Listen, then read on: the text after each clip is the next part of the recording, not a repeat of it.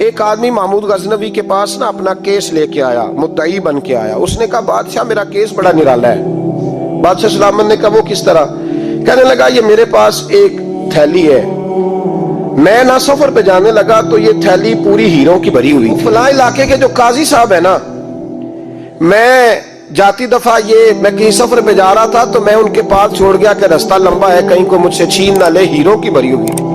کچھ دنوں کے بعد میں واپس آیا ہوں، قاضی صاحب نے مجھے تھیلی واپس کی ہے تو اس میں ہیروں کی بجائے کھوٹے سکے نکلے. اب میں نے قاضی صاحب سے کہا ہے تو قاضی صاحب تو میرے گریبان تک آتے ہیں، وہ کہتے ہیں بتا کہیں سے پھٹی ہے، کھلی ہے؟ وہ جس طرح ٹانکے لگا کے تو نے سی تھی اسی طرح لگے ہوئے ہیں کہ نہیں؟ تو حضور لگے بھی بالکل اسی طرح ہے، نہ پھٹی ہے نہ کھلی ہے. اب میں لٹ گیا ہوں، میری کل عمر کی کمائی ضائع ہو گئی، کھوٹے سکے کہاں اور ہیرے کہاں؟ تو مہربانی کریں. اور آپ کی بارگاہ میں اللہ رسول کے نام پر حلف دیتا ہوں کہ میں ہوں بالکل سچا. محمود غزنوی کہنے لگے تو جا، تھیلی چھوڑ جا، اور جب میں تجھے بلاؤں گا پھر دوبارہ آنا. شخص چلا گیا. محمود غزنوی اٹھے، دربار برخاست کیا، لوگوں سے کہنے لگے چلے جاؤ، میں 3 دن کے لیے سیر کرنے جا رہا ہوں، 3 دن کے بعد لوٹوں گا. اکیلے جب رہ گئے نا محمود دربار میں تو محبوب نے چھری منگائی. وہ جس تخت پہ بیٹھتے تھے وہاں گدا بچھا ہوا تھا، یہ گدا پڑا ہے نا، وہ گدا بچھا ہوا تھا. محمود نے چھری کے ساتھ اس کو پھاڑ ڈالا اور چھری جیب میں رکھی نکل گئے. کہنے لگے میرے بعد کوئی میرے دربار والے احاطے میں داخل نہ ہو. محمود چلے گئے. اب وہ صفائی کرنے والا جب آیا نا، اس نے آ کے دیکھا تو گدا تو پھٹا ہوا ہے. اس نے شور ڈال دیا، پہرے دار بھی آ گئے، فلاں صاحب بھی آ گئے، فلاں صاحب. اس نے کہا وہ خدا کے بندو، اس کا گدا پھٹ گیا ہے، وہ تو مال ڈالے گا. اس نے کہا تھا سوائے صفائی اور نگرانی والے کے دوسرا آئے کوئی نہ، اور یہاں آیا بھی کوئی نہیں. پہلے دن ہی پھٹا ہوا تو لٹکا دے گا سب کو، کیا کریں؟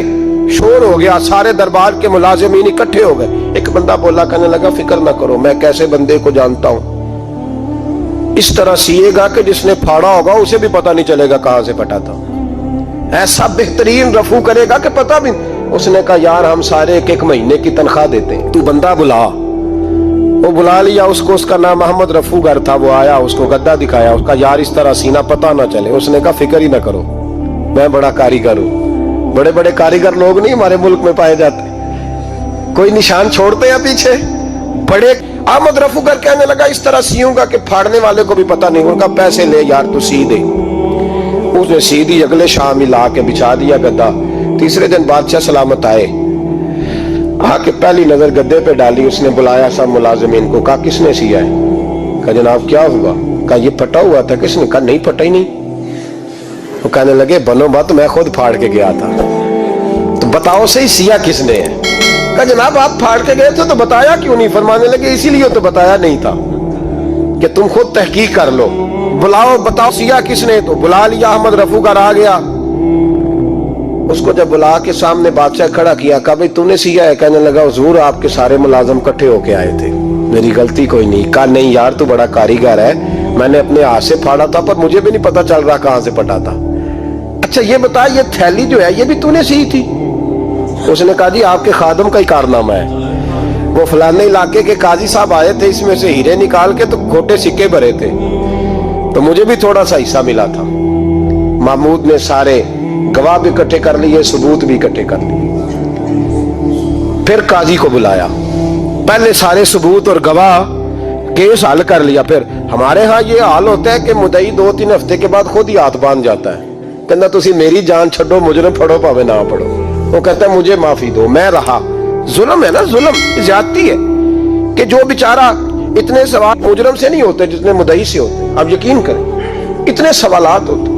سارے ثبوت اکٹھے کر کے قاضی صاحب کو بلایا، تنہائی میں لے جا کے.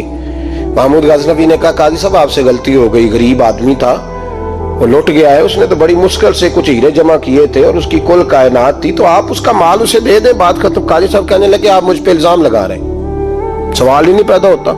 آپ میری داڑھی دیکھیں، آپ میرا اعزاز دیکھیں، دنیا جانتی ہے. میں اس کہا قاضی صاحب انسان بھول ہی جاتا ہے، بندہ بھول جاتا ہے، غلطی ہوگی. مال نے کہا نہیں سبق. کہا میں تنہائی میں پوچھ رہا ہوں، میں اس وقت پوچھ رہا ہوں جب دوسرا موجود کوئی نہیں. آج توبہ کر لے، میں کچھ نہیں کہوں گا، تو میری زبان پہ اعتبار کر، تجھے پتا ہے میں جو کہتا ہوں اس پہ عمل بھی کرتا ہوں، باز آ جا. پر قاضی نے کہا نہیں میری غلطی کوئی نہیں، मामूद ने फिर भरे दरबार में बुला लिया। मजमा आम में मोहलत के दिनों में जो तौबा कर ले वो बच जाते हैं, लेकिन लोग रुस्वाइयों के दिनों में फिर वापस लौटते हैं अगला घर देख के, फिर हालात और तरह के हो चुके होते हैं। जब भरे दरबार में काजी को बुलाया, भाई तू मानता है कि नहीं? उसने कहा नहीं। तो कहा बुलाओ अहमद रफूगर को।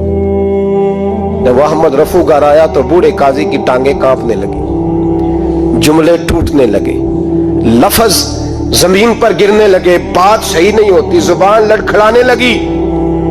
महमूद कहने लगे, काजी मैंने तुझे कहा था वहां मान जा बात, अब भरे दरबार में बोल।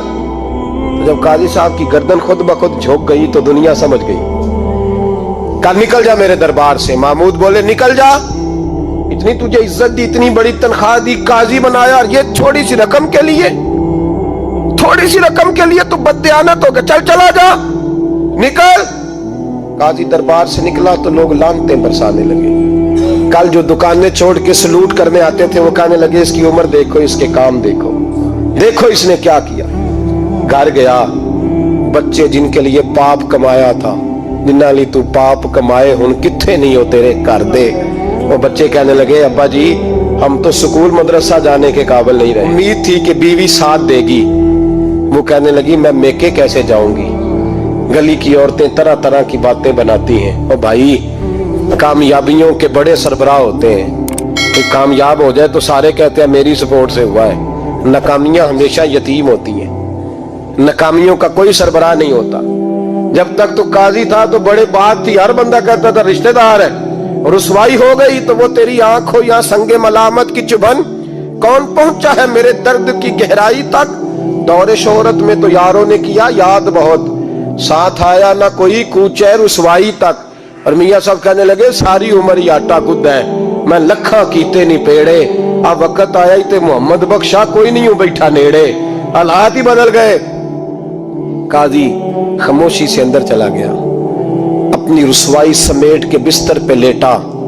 ना रोटी की भूख लगी, ना पानी की प्यास लगी, ना नींद आई, सारी रात तड़पता रहा। सवेरे घर वालों ने दरवाजा खोला तो रूह परवास कर गई थी, दुनिया छोड़ गया। हजरत अबू नूर अलैहि रहमा बोले, फरमाने लगे याद रखो कभी बददियानती ना करना, कभी। ये तो महमूद गजनवी की अदालत थी, कयामत में रब करीम की अदालत लगेगी। और फरमाया वहां तो गवाही देने वाला अहमद रफूगर था, कयामत में तो तुम्हारे अपने हाथ पैर गवाहियां देंगे, हमारा अपना वजूद गवाही देगा। और फरमाया यहां तो लानते दुनियादार बरसाते थे, वहां फरिश्ते होंगे। और काजी को तो मौत आ गई थी, कयामत में तो दोबारा मौत भी कोई नहीं आएगी, वहां तो रहना है और सहना है।